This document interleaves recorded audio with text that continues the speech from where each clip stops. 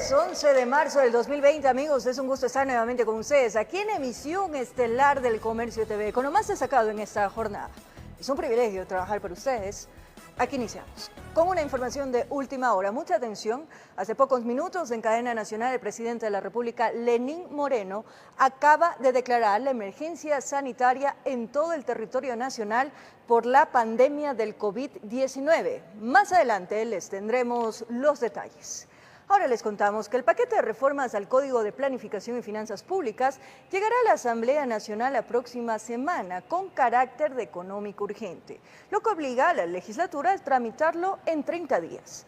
Además, se creará una subcomisión parlamentaria para acompañar al Ejecutivo en la implementación de las medidas económicas.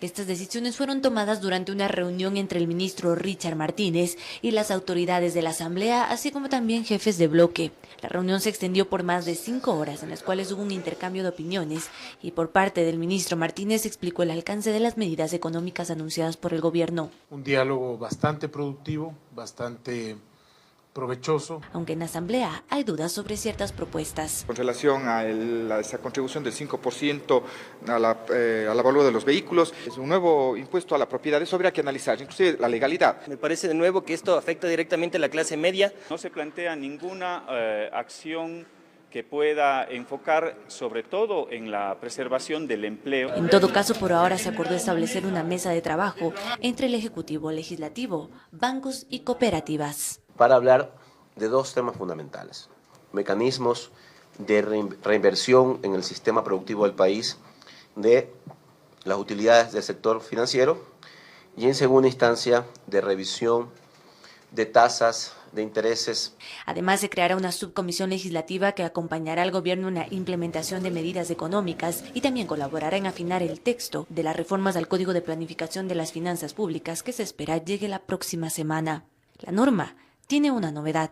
Esta ley incorpora un mecanismo de cobertura petrolera, una herramienta que minimiza el impacto de estos shocks tan fuertes que recibe la economía con caídas abruptas como la que estamos viviendo. Además, también se ha mencionado que se considerará una ley de lucha contra el contrabando y las reformas a la ley de mercado de valores, informó Carolina Basante. Trabajadores públicos descartan que ya exista una tabla con porcentajes para que se descuenten de sus salarios. Esto tras el anuncio de las medidas económicas anunciadas por el presidente Moreno. Señalan que los montos económicos podrían salir de mesas de trabajo. Visiblemente preocupados, se observó a representantes de los trabajadores del sector público en los exteriores de la Presidencia de la República. Hasta Carondelet llegaron para demandar mayor información. Nos acaban de decir, si no se toman medidas económicas, que aproximadamente habrían más de 80,000 servidores públicos despedidos. Eso quiere decir que más de 80,000 familias se quedarían sin su ingreso económico. La propuesta del presidente Lenín Moreno como parte de las medidas económicas es que los servidores públicos aporten con un porcentaje de su sueldo. Que no haya ningún descuento para los trabajadores que menos ganamos dentro del sector público. Que se ha desvirtuado como real esa escala de descuentos que se ha planteado ante la opinión pública, que los de 800 en adelante, ni sé qué porcentaje, los de 1.500, eso no es real, no es real. Estamos discutiendo recién las alternativas que podrían darse en el sentido de que se configuren como colaboración de nuestro sector para la crisis. Agradecieron la convocatoria del gobierno para ser parte de las mesas de diálogo, donde también estuvieron representantes de la Central Unitaria de Trabajadores CUT. Optimización, si tiene que ver en el Estado, que haya en el jerárquico superior, hay puestos que no se necesitan, hay gente que no está trabajando, que se vayan. Nosotros no cuidamos a los malos elementos, sino a los buenos trabajadores, que somos la gran mayoría, por un lado. Por el otro lado, por ejemplo, este fondo partidario que tienen algunos partidos políticos para hacer campaña en el 2021, que se lo quiten. Si hay que reducir sueldos, que le rebajen también a los asambleístas, la ciudadanía lo demanda. Más allá de los montos, es un tema también de ver si estamos mal económicamente, todos aportemos. Quienes se mostraron radicales son los representantes del Frente Unitario de Trabajadores PUR. Nosotros por eso le planteamos, ¿por qué en crisis no ir y pedir al Fondo Monetario Internacional la mora y la renegociación con el Fondo Monetario Internacional? ¿Por qué no cobrar los más de 4,000 millones a las grandes empresas deudoras. Sin descartar ir a las calles si a futuro se topa el subsidio de los combustibles. Desde el Ministerio del Trabajo todavía no ha habido un pronunciamiento sobre los diálogos, informó Héctor Romero. El presidente de la Cámara de Comercio de Quito señala que la propuesta del régimen de implementar el 0,75% de las retenciones en la fuente podría restarle liquidez al sector productivo. Entre tanto, el sector automotriz está a la espera que se establezca cómo se podría aplicar la contribución del 5% sobre los vehículos con un costo superior a los $20.000. 2.252 millones de dólares son los que el gobierno nacional pretende reunir con las medidas económicas anunciadas la noche de este martes. Entre estas está el incremento del 0,75% de las retenciones en la fuente. Anuncio que para Patricio Alarcón de la Cámara de Comercio de Quito dejó algunas inquietudes. Es prudente restarle competitividad al sector productivo mientras la economía está pasando por una recesión. Entonces creo que debemos cuantificar cuánto suma lo que plantean recaudar por medio de las retenciones. Alarcón no coincide que hace poco se eliminó el impuesto a la renta anticipado. ¿Qué significaba? Alrededor de 300 a 350 millones de dólares. Y hoy nuevamente se aplica una recaudación anticipada. Esa liquidez del sector productivo se va hacia las arcas fiscales. Cuando se haga la declaración de impuestos del próximo año, el gobierno tiene que devolver ese valor vía un crédito tributario. Medida que es calificada como recesiva restándole liquidez al sector empresarial. Acota Alarcón, temporal, que no sacará del apuro al régimen, por lo que se debió optar por otro camino.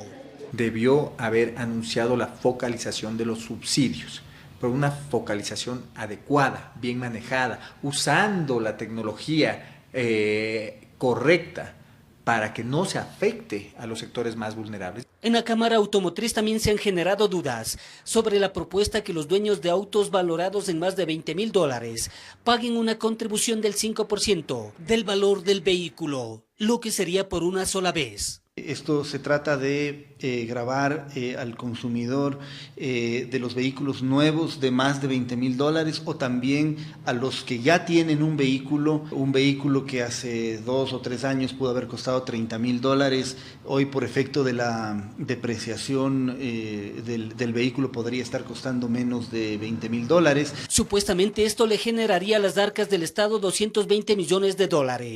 El consumidor va a saber de aquí en adelante que aparte del valor del vehículo, que ya tiene una alta carga tributaria, va a tener que pagar matrícula y una siguiente matrícula, llamémosle así. Informó Héctor Romero. Además, analistas económicos se refirieron a las medidas adoptadas por el gobierno. Sostienen que el Ejecutivo deberá hacer más ajustes para lograr un incremento al ingreso presupuestario.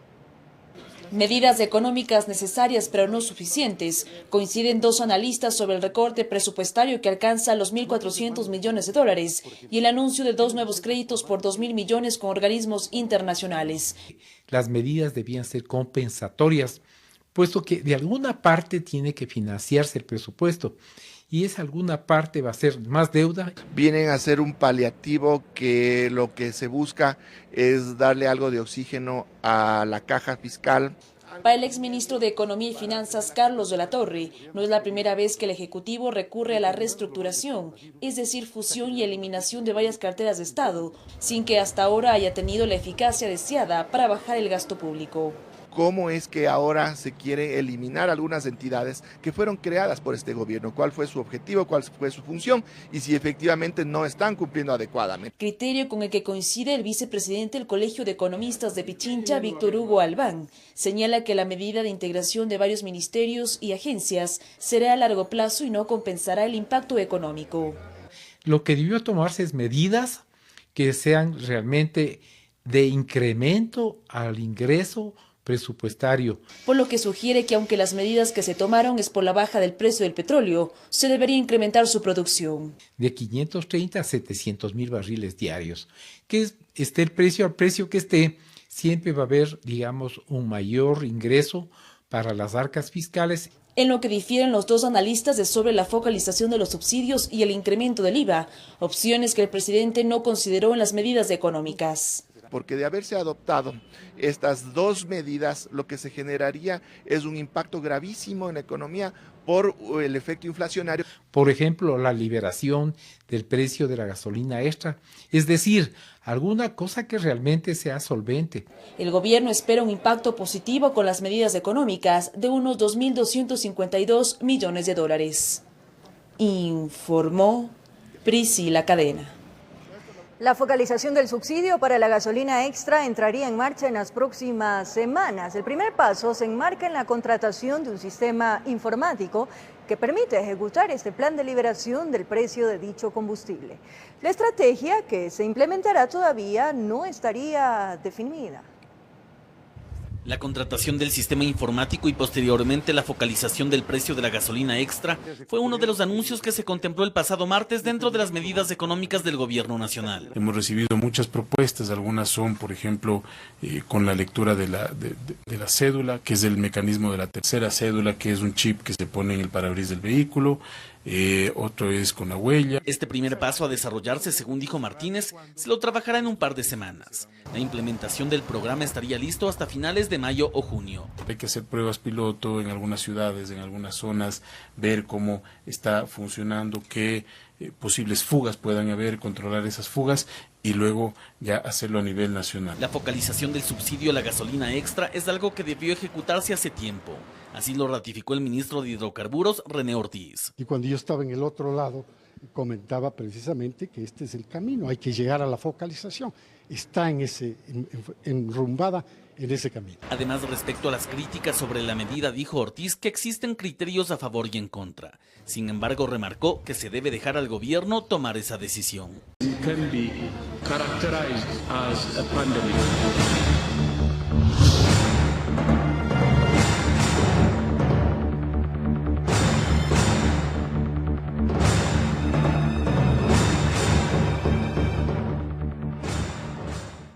Atención, el nuevo coronavirus ya es pandemia, así lo confirmó la Organización Mundial de la Salud. Este anuncio fue hecho después de que el número de casos afectados fuera de China y se haya multiplicado por 13 países en menos de 12 semanas. Por su parte, la Cancillería alemana dijo que alrededor del 70% de la población de su país podría contagiarse por el virus. El coronavirus ha sido declarado oficialmente una pandemia, luego de que la Organización Mundial de la Salud lo haya anunciado así. La OMS ha estado evaluando este brote las 24 horas del día y estamos profundamente preocupados por los niveles alarmantes de propagación. Por lo tanto, hemos evaluado que el COVID-19 puede caracterizarse como una pandemia. Este anuncio lo hizo después de que el número de casos afectados fuera de China se haya multiplicado por 13 en apenas 2 semanas, y en ese periodo los países afectados se hayan triplicado. Podemos esperar que el número de casos, de decesos y de países afectados aumente en los próximos días y semanas. Sin embargo, el director hizo un llamado a no hacer especulaciones. Para ser claros, una pandemia, a diferencia de la epidemia, es una enfermedad que se propaga a través de las fronteras y que llega a afectar a varios continentes, como es el caso actual del coronavirus, que surgió en la ciudad china de Wuhan a fines de diciembre y poco más de 2 meses después está presente en casi todo el mundo. Por su parte, la canciller alemana Angela Merkel, en su primera comparecencia sobre la epidemia del nuevo coronavirus, enfatizó que según estudios, el 60 y el 70% de la población alemana podría contagiarse. Nuestras decisiones políticas son el resultado de lo que dicen expertos y científicos. No hay vacuna ni tratamiento. Por eso, pido a la ciudadanía hacer caso a las recomendaciones de las autoridades sanitarias.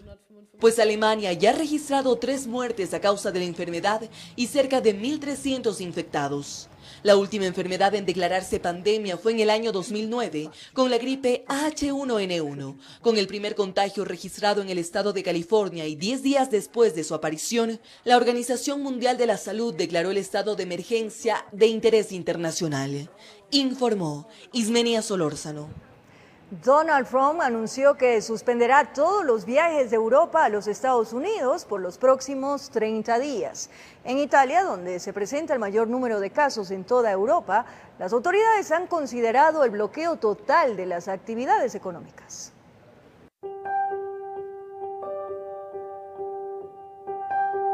A pesar de que América Latina es una de las regiones menos afectadas por el coronavirus, 14 países de la región han confirmado casos y cada gobierno se moviliza, tomando diversas medidas para enfrentar lo que ahora se ha declarado como pandemia. Los países de Latinoamérica que más casos presentan son Brasil con 34, Argentina 21, Ecuador 17, Chile 17, Costa Rica 13, Perú 13. De todos los países, Brasil es el que más infectados registra hasta el momento, pero no ha registrado muertes, como sí sucedió en Argentina y Panamá, con un fallecido en cada país. Por eso, ambos territorios afirmaron que desde ahora será obligatoria la cuarentena para las personas que viajaron a los países afectados por el avance del coronavirus. En Costa Rica, República Dominicana y Paraguay, en cambio, autoridades gubernamentales ordenaron aplicar el teletrabajo en la mayor cantidad de puestos posibles, así como la cancelación de eventos masivos con el fin de reducir el riesgo de contagio. Mientras que Colombia aislará a las personas que lleguen desde China, España, Italia y Francia en un intento por impedir la propagación de la pandemia. El Salvador, por su parte, prohibió la entrada a todos los viajeros que vengan de estos países. Y aunque en todo el territorio no se han registrado casos, el presidente Nayib Bukele declaró cuarentena en todo el territorio centroamericano ante el riesgo de propagación. Medida a la que se suma el gobierno peruano, pues su presidente, Martín Vizcarra, postergó el inicio del año escolar hasta el 30 de marzo. En total, en Latinoamérica hay más de 150 personas infectadas. En las últimas horas, el mandatario estadounidense Donald Trump anunció que suspenderá todos los viajes de Europa a los Estados Unidos por los próximos 30 días. Del otro lado, en Italia, donde se presenta el mayor número de casos en toda Europa, las autoridades han considerado que la salud es más importante que la economía, por lo que se ha ordenado el bloqueo total de todas las actividades económicas y negocios en el país entero, salvo aquellos de primera necesidad como farmacias y supermercados. Esto como medida extrema para frenar el contagio del coronavirus, informó Isnenia Solórzano. No hay ecuatorianos infectados de coronavirus en Italia, así lo asegura el embajador de Ecuador en ese país. Mientras tanto, la cifra de víctimas mortales a causa del COVID-19 va cada vez en aumento, por lo que el gobierno dispuso cuarentena máxima. Italia está en alerta máxima por el brote del coronavirus. Son 17 millones de personas en cuarentena ante la imparable propagación del patógeno que deja cifras cada vez más altas. 10.270 más o menos de personas infectadas. De esas personas han fallecido 632. La situación es preocupante. Los servicios como el transporte se han suspendido en su mayoría. Las plazas están vacías. Hay poca o nada actividad comercial. Y se ha pedido por parte del gobierno que nadie abandone sus hogares. La decisión correcta es permanecer en casa. El futuro de Italia está en nuestras manos y esas manos deben ser responsables, hoy más que nunca. Pero ¿cuál es la situación de los 145.000 ecuatorianos que viven allí? El embajador de Ecuador en Italia, Nelson Rovelli, nos comenta. De los ecuatorianos no hay una sola persona que se haya manifestado con el mal. Y tomando en cuenta que el 75% de los ecuatorianos viven en la zona de peligro. Las pérdidas económicas, asegura Rovelli, tras la presencia del coronavirus, son incalculables. Se calcula entre 60.000 y 120.000 millones de dólares la pérdida que van a sufrir las líneas aéreas. Pero eso no es todo. Los hospitales han empezado a saturar debido a la gran cantidad de pacientes y aunque se ha pedido la calma por parte de las autoridades, el fin de la pandemia es incierto. Hablan de una catástrofe, porque no hay remedio. Italia puso restricciones para los 60 millones de pobladores de ese país y es el segundo con más muertes por coronavirus después de China, informó Marilyn Jaramillo. Juan Javier Hermosa es uno de los 5 ecuatorianos repatriados en Wuhan, China, zona cero del coronavirus. Javier pisó territorio nacional este lunes, luego de una larga travesía que lo llevaría por distintos países hasta llegar al Ecuador. Pero ¿cómo se vivió la cuarentena y cuál era su preocupación ante la presencia del COVID-19? Veamos. Juan Javier Hermosa es uno de los 5 estudiantes ecuatorianos que regresaron de Wuhan, China, epicentro del coronavirus. Él y los compatriotas, luego de varios días de incertidumbre, finalmente pisaron territorio ecuatoriano este lunes, tras haber cumplido la cuarentena requerida. Sí, en total alrededor de unos 52 días. Y es que en Wuhan, Juan Javier cursaba sus estudios de maestría en Derecho. Al principio dice que no imaginó el gran problema que significaría el coronavirus y que la situación se complicó a partir del 23 de enero, cuando el gobierno ordenó el cierre de la ciudad. En ese momento ya no era posible ni siquiera salir a la calle, salir del conjunto residencial en el cual yo vivía.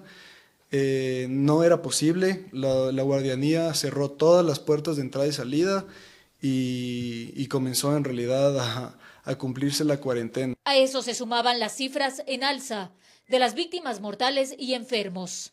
Algo parecido a un mal sueño, asegura. Más que nada los números ya comenzaban a aumentar de muertos. O sea, yo me despertaba, veía los datos y eran 100 muertos, un montón de contagiados y comenzó a escalar esto de manera masiva. Pero el destino les cambiaría la jugada cuando se confirmó que serían repatriados a Ecuador con la colaboración del gobierno de Ucrania, país que los recibió en medio de las protestas, a los 72 estudiantes evacuados de diferentes países del mundo.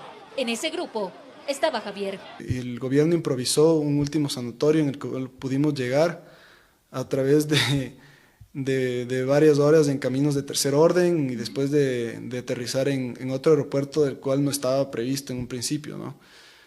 Pero y aún así nosotros nos encontramos con protestas, la gente lanzó piedras a los autobuses, rompieron ventanas. Luego de su permanencia en Ucrania, hicieron escala en varias ciudades de distintos países hasta llegar a Ecuador, donde fueron sometidos a exámenes exhaustivos de salud que descartaron la presencia del virus. En los cuales nos hicieron exámenes con muestras nasales y en la garganta, fueron alrededor de 4. Hicimos 2 en Ucrania y 2 aquí en Ecuador. Por hoy el joven mantiene contacto con su facultad de Derecho vía online y trata de retomar sus actividades habituales cerca de su padre, esta vez en Ecuador. Informó Marilyn Jaramillo.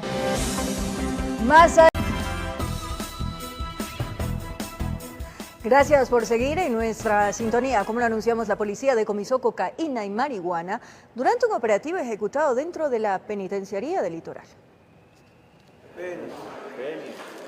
El operativo se realizó dentro de la penitenciaría del Litoral. Hubo resultados, gran cantidad de alcaloides decomisados. Según lo que dice la autoridad, la evidencia se encontró en los baños del lugar, de ahí que se profundizan las investigaciones. Respecto a la evidencia que encuentran, hoy día han hecho un operativo dentro de la penitenciaría en las salas 4, 7 y han encontrado en los baños, escondidos en los huecos, en las bullas, han encontrado gran cantidad de sobres con cocaína y fundita con marihuana. Que este tipo de operativos se va a volver a repetir constantemente. En este momento se ha ordenado el pesaje de la misma y de qué producto estamos hablando, para después comenzar a seguir haciendo la investigación y esperamos el parte policial para ver en qué circunstancias se encontraron y si hay algún aprendido. No precisaron el tiempo, sin embargo, esperan tener más resultados en las próximas acciones. Claro, estos son los operativos que están haciendo constantemente la Policía Nacional junto al Departamento de Inteligencia. Informó Julio César Saona. Las autoridades decomisaron droga durante 2 operativos ejecutados en Guayaquil y Durán. Se presume que el alcaloide iba a ser colocado en uno de los contenedores del puerto. Son 2 casos de decomiso de droga, los cuales la unidad antinarcóticos expuso en rueda de prensa. 3 detenidos luego de que las operaciones apuntaran a que se transportaba el alcaloide para contaminar contenedores en Guayaquil. La autoridad de seguridad daba los detalles de cómo se ejecutaron las acciones para neutralizar este hecho. Con esta operación desarticulamos un brazo de una operación que se dedicaba al transporte, acopio de sustancias sujetas a fiscalización. Estas sustancias eran trasladadas hasta el puerto y eran contaminados los contenedores. Esta sustancia estaba prevista llevarla al puerto para contaminar. El destino era Estados Unidos de Norteamérica. Además se desplegaron varios operativos en distintos puntos de Guayaquil, Esteros, Prosperina, Portete y demás, en donde las acciones apuntaron a objetivos específicos. 2 sacos de yute decomisados. Ahí estaba la evidencia. Había bastante movimiento en cuanto a microtráfico. Se desplegó una operación ahí donde se pudo detectar a los proveedores mayores que decimos nosotros, parte de esta organización. Se detuvieron a 3 individuos, se decomisaron a la altura del Cantón Durán en un vehículo que transportaba 2 sacos de yute, de los cuales habían 150 paquetes de marihuana. Dentro de estos detenidos hay una mujer y uno de ellos tiene antecedentes en el año 2014 y 2018 por tenencia ilegal de sustancias sujetas a fiscalización. Y que uno de los fallecidos en el sur de la ciudad durante el fin de semana habría tenido relación con las bandas desarticuladas. Fue público la muerte de un ciudadano específicamente en Esteros, en el sector de Esteros. Hemos desplegado operaciones de microtráfico y el fin de semana pasada ustedes evidenciaron que se hicieron 4 operaciones en ese sector. Producto de esas operaciones se detuvieron a 4 detenidos, 2 armas de fuego y obviamente la evidencia pertinente. Informó Julio César Saona. La organización criminal desarticulada este martes estaría inmersa en al menos 7 delitos registrados en 3 provincias. Un policía dado de baja era miembro de la supuesta banda que abrió fuego contra un agente motorizado que fue alcanzado por 3 proyectiles. El 27 de diciembre del año pasado, varios sujetos armados intentaron robar un vehículo blindado en el norte de Quito. Una espectacular balacera entre guardias y delincuentes alarmó a los habitantes del sector de Carcelén. Las investigaciones estuvieron a cargo de agentes de la BAJ. Luego de 3 meses y unos días lograron acabar con el accionar de los sacapintas. Un robo frustrado a un vehículo blindado. Horas atrás en Calderón fueron detenidos 3 sujetos que se movilizaban en este vehículo en el que huyeron luego de robar $5,000 a una persona que salió de una agencia bancaria.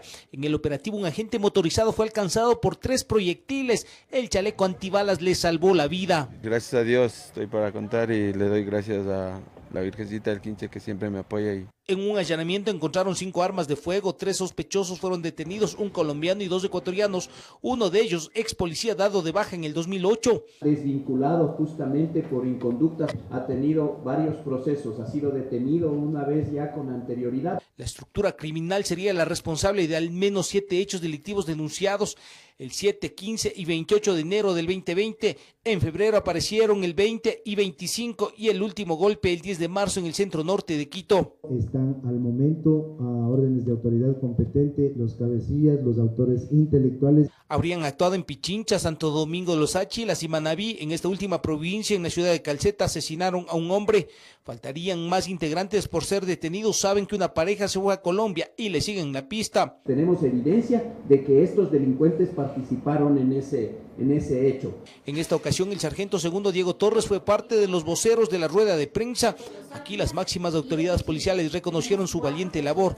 Las balas no frenaron la persecución. Destacar el comportamiento heroico y profesional del sargento Torres. Reconocimiento, aplausos y lo más importante, que está vivo para seguir laborando. En Quito informó Iván Casamen. Ahora nos vamos hasta el cantón Cayambe. Una mujer de 21 años de edad fue asesinada en el interior de su apartamento, aparentemente por una riña entre 2 mujeres. La causa está en proceso de investigación y la presunta responsable fue detenida. Fue una amiga de la Oxisa la que dio la voz de alerta, llegó a visitar a la mujer y se encontró con la puerta semiabierta, ingresó, nadie respondía, se fue al dormitorio y en la cama estaba Carmen y las huellas de sangre dejaban notar que algo pasó. Se imaginó lo peor y no se equivocó, la muerte estaba en el cuarto. Están recopilando la mayor cantidad de información. Se encontraba semidesnuda, en este caso la Oxisa. Aparentemente en el departamento se registró una pelea entre 2 mujeres. Carmen llevó la peor parte, el cuerpo presentaba una herida de arma cortopunzante, además de signos de estrangulamiento. Agentes de la Dinastía Criminalística realizaron el levantamiento del cadáver, en un caso donde el homicidio aparentemente respondería a un lío de faldas. Poseía una herida en lo que es la región del cuello anterior. De igual forma existen lo que es las señales de estrangulamiento se puede levantar lo que son los elementos constrictor. Los vecinos comentaban que la mujer de 21 años de edad era oriunda de la costa. El crimen ocurrió a la altura de las calles Rocafuerte y 24 de mayo. Algunos familiares y amigos de la difunta buscaban una explicación de lo sucedido, aunque serán las investigaciones las que determinen qué pasó. Por ahí rumoraban que se habría fijado en el hombre prohibido. Conmocionados por este tipo de cosas que ha pasado, sobre todo con gente de aquel lado que normalmente se le conocía como clientes de aquí del negocio. Los trabajos de campo permitieron llegar a una vivienda a 3 cuadras de donde ocurrió el homicidio. En un allanamiento ubicaron a la presunta responsable del crimen. Además encontraron algunas evidencias que delatarían que estuvo en el sitio. Se realizaron los respectivos allanamientos, personal de INASET, igual forma encontró lo que es el arma blanca, la misma que se fijó por parte de personal de criminalística. Un homicidio que conmocionó a la ciudad de Cayambe y el primero de estas características en el primer trimestre del 2020. En Quito informó Iván Casamen.